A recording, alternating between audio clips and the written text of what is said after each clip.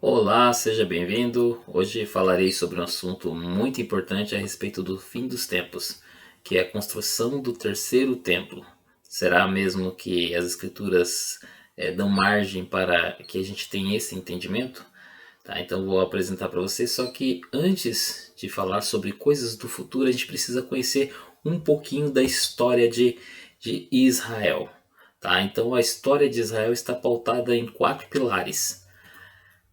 O primeiro é povo, o segundo é terra, o terceiro é lei e o quarto, templo. Então, para que a gente possa compreender a história de Israel, ela vai estar pautada nesses quatro pilares. Quando Deus chamou Abraão, ele prometeu que ele seria o pai de nações, né? Ele prometeu um povo. E essa promessa também se expandiu para a terra que ele também havia prometido. Então, como vocês podem ver aí, nós estamos vendo aqui, como vocês estão vendo o cursor passando aqui, sobre a trajetória, as rotas que Abraão fez. Tá? Então a gente vê aqui o rio Eufrates, tá? A terra de Harã, Damasco, Siquém. Então toda essa terra aqui que vocês veem nesse mapa são as peregrinações de Abraão. Então foi toda essa terra que Deus prometeu a Abraão. Tá? Então quando a gente pensa na história de Israel, a gente tem que pensar que está se tratando de um povo e não somente um povo. Deus chamou um homem e a partir desse homem criou este povo e prometeu-lhe uma terra. O outro pilar é a lei. Então, para que exista uma nação, existem leis que regem uma nação. Então, Deus ele providenciou os 10 mandamentos que selaram a aliança, mas todos sabem que são 613 mandamentos que regem a nação de Israel. E o templo, como vocês veem aí, o primeiro templo, o templo de Salomão, que representa a presença de Deus dentro do seu povo, entre o seu povo. Tá? Então, o Deus não habita em templos feitos por mãos humanas, mas o nome dele habitaria no templo. Tá? Então, Deus se manifestou no templo, tanto na dedicação, aí vocês vê o texto aí, de 1 Reis, capítulo 6 e o capítulo 8 falam da construção do templo e da dedicação do templo de Salomão. Também um outro ponto é o templo de Zorobabel, Ageu 2, versículo do 1 ao 9. Nós vemos aí uma imagem que representa esse período. Vocês veem que há um pouquinho de diferença, porque os que viram o primeiro templo perceberam que a glória, em nada esse segundo templo chegava próximo à glória do primeiro. E Deus fala em Ageu capítulo 2 que a glória desse segundo templo seria muito maior do que o primeiro. Claro, se referindo à vinda de Jesus, né, que ele entrou nesse templo e muitos milagres, muitos acontecimentos ocorreram aí. O ponto auge da história de Israel são a construção do primeiro e do segundo templo. E nós adentramos aí no assunto que é o terceiro templo. A base bíblica que eu tenho para mostrar está em Daniel capítulo 9, versículo 24. 70 semanas estão determinadas sobre o teu povo e sobre a tua santa cidade para extinguir a transgressão e dar fim aos pecados, e espiar a iniquidade, e trazer a justiça eterna, e selar a visão e a profecia, e ungir o santo dos santos. Então, deixei em destaque aí 70 semanas e santo dos santos. Então, estas 70 semanas aconteceriam e no término dessas semanas dessas 70 semanas aconteceria todos esses eventos, tá? Seria extinguir a transgressão, dar fim aos pecados, expiar a iniquidade, trazer a justiça eterna, e selar a visão e a profecia e ungir o santo dos santos, ou seja, ungir o templo, tá? Então, quando Daniel recebeu essa revelação, o templo de Salomão já havia sido destruído pelo rei Nabucodonosor. Então já o primeiro templo já havia sido destruído. Para termos uma melhor interpretação, eu coloquei uma outra base aqui, Levítico 25, versículo 8. Tá? Também contarás 7 semanas de anos, 7 vezes 7 anos, de maneira que os dias das 7 semanas de anos serão 49 anos. Então, a base das 70 semanas de interpretação é esse texto aí, onde há uma explicação de como ser calculado. Então, a palavra semana no hebraico quer dizer 7, então são 7 setes. Né? Então, 70 semanas trataríamos do seguinte: são semanas de anos, são 70 sets de anos, tá? Sabe e entende desde a saída da ordem para restaurar e para edificar Jerusalém até o príncipe, 7 semanas e 62 semanas. As ruas e as tranqueiras se reedificarão, mas em tempos angustiosos. Então percebem que o início dessas 70 semanas, dessas 70 sets, daria a partir da ordem, dessa ordem para edificar Jerusalém, que foi dada por Artaxerxes, Esdras capítulo 7, tá? Tem alguns decretos e algumas continuações entre o livro de Esdras e Neemias. Então essa é a base que nós temos para poder fazer a interpretação, tá? Então são 7 semanas, 7 setes e 62 semanas para a edificação, né? Desde a saída da ordem para restaurar Jerusalém até o Messias, então até Jesus. O príncipe, vocês percebem que o príncipe está com letra maiúscula, então até Jesus se passarão 7 semanas, 62 semanas. Então são dois períodos, uma de 7 semanas, 7 sets, né, 49 anos, e a outra de 62 semanas, 62 sets. Então parece um pouco confuso, mas aí eu coloquei aqui o mesmo versículo, só que para poder explicar, tá ok? Então 7 semanas, 7 vezes 7, 49 anos. 62 semanas, 62 vezes 7, 434 anos, ou seja, dada a ordem por Artaxerxes até Jesus Cristo, e dá 483 anos. Tudo indica que essa ordem foi dada lá pelo ano 457, né? Alguns dizem 455, tá? Mas isso é um período antes de Cristo. Então 457 antes de Cristo até Jesus, 483 anos. Algumas pessoas têm opiniões diversificadas, achando que é até o nascimento de Cristo, até a entrada de triunfal, mas tudo indica que foi até a entrada triunfal, tá? Até o início do ministério de Cristo. Então estamos dentro desse período.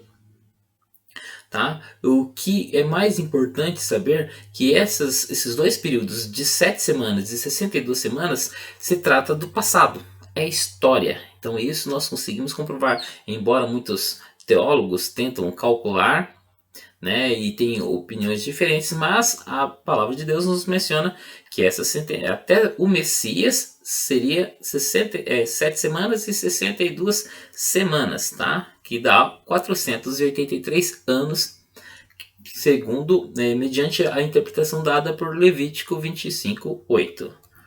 Tá? Então no versículo 26 do mesmo capítulo de Daniel, nós temos aí: e depois das 62 semanas será tirado o Messias, e não será mais.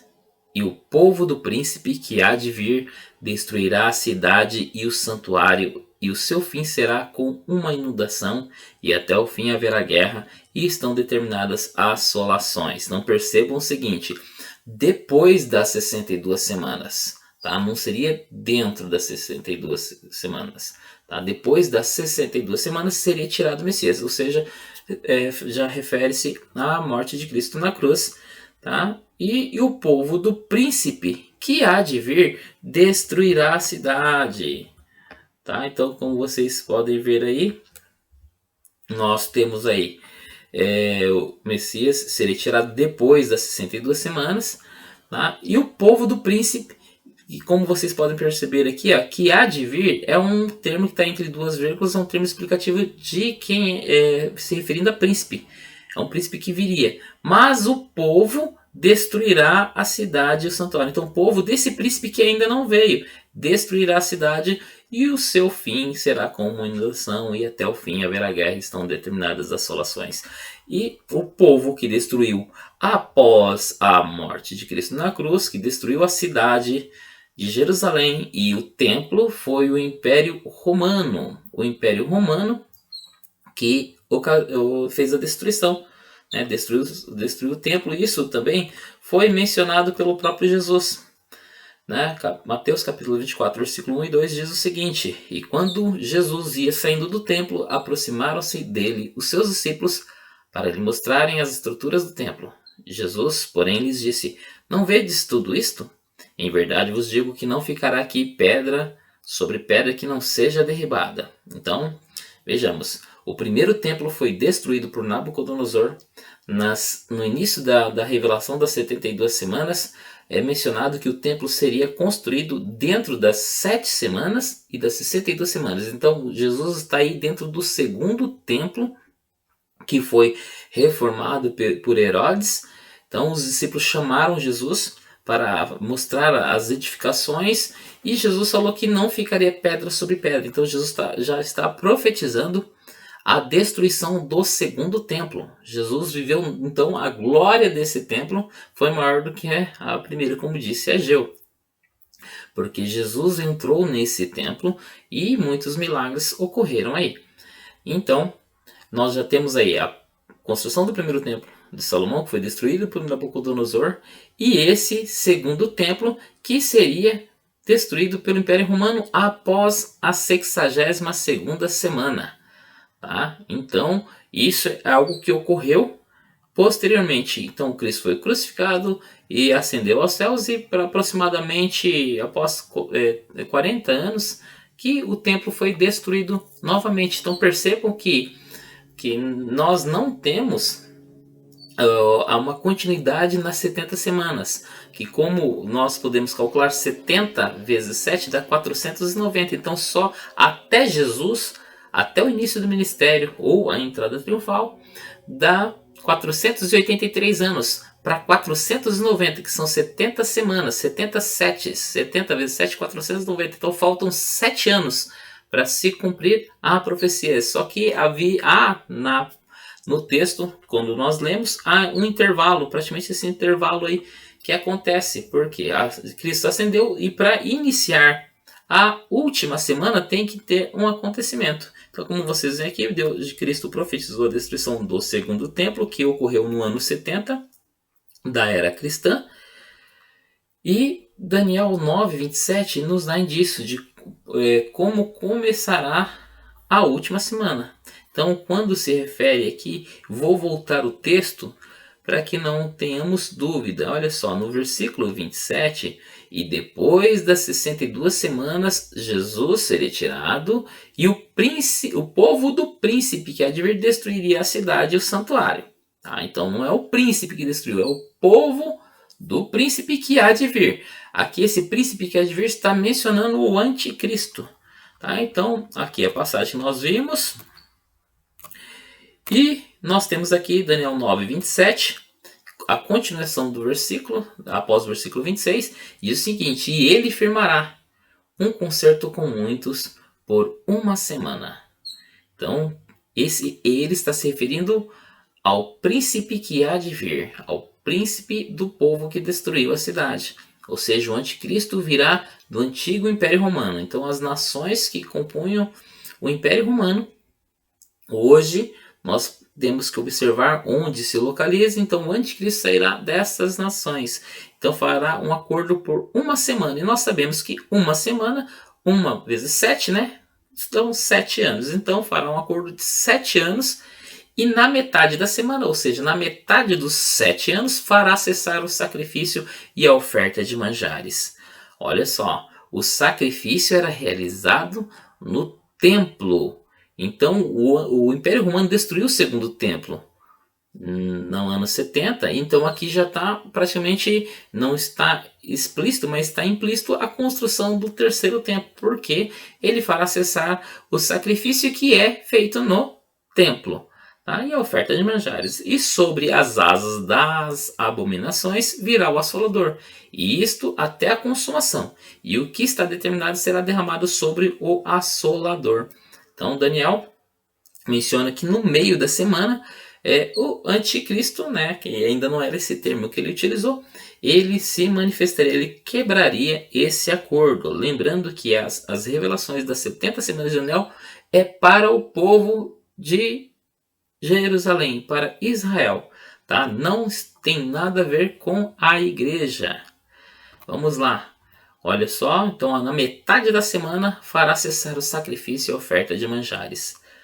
Ok? Então na metade dos 7 anos, ou seja, 3 anos e meio, o anticristo quebraria o acordo e se manifestaria no templo. Então Mateus 24, 15 e 17, Jesus também menciona isso.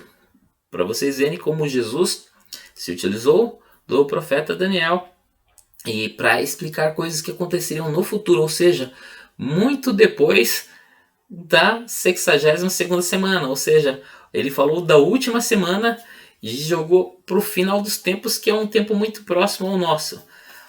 Quando, pois, virdes que a abominação da desolação de que falou o profeta Daniel está no lugar santo, olha só, o lugar santo, Jesus, nesse capítulo, ele estava no templo, estava ali no templo, ele saiu para o Monte das Oliveiras e estava conversando com os discípulos.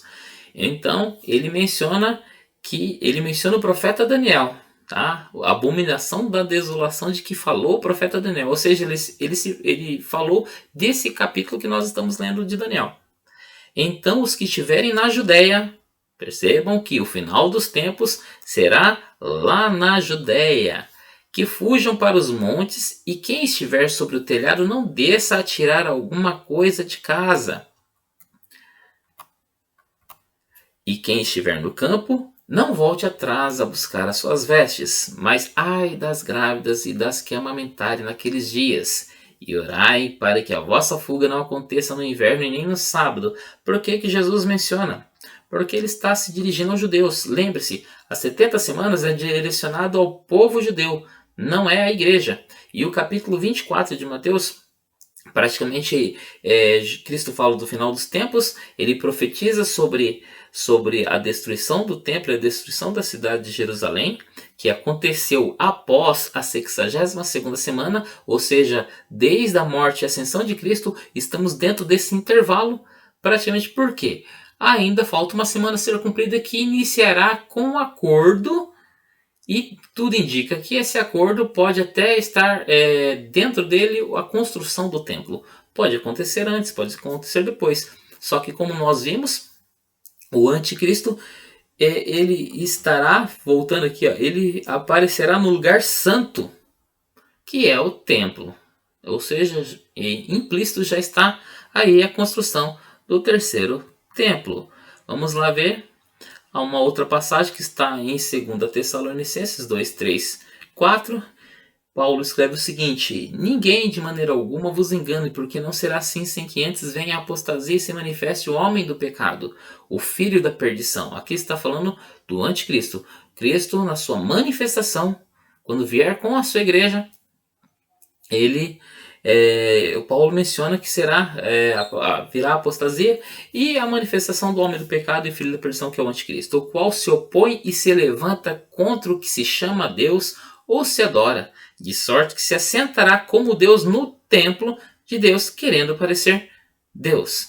Lembrando que quando Paulo escreveu essa passagem, foi praticamente dentro do ano 50, 53 depois de Cristo. Ou seja, ainda estava o segundo templo lá. E ele estava realmente se referindo ao templo, ao lugar santo, ao lugar onde está o nome de Deus, era o lugar de adoração, que o pessoal adorava a Deus nesse local.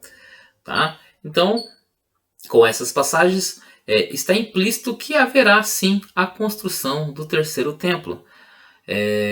São muitas as pessoas que às vezes discordam disso, mas não há nenhum texto dizendo haverá a construção do terceiro templo. Mas está tudo implícito. Os textos basta somente ler e vocês observam isso aí. Se você gostou do vídeo aí, dê um like, compartilhe, se inscreva, tá? E Deus abençoe a sua vida, e espero que eu possa ter acrescentado conhecimento da palavra de Deus para a sua vida. Deus te abençoe e até a próxima.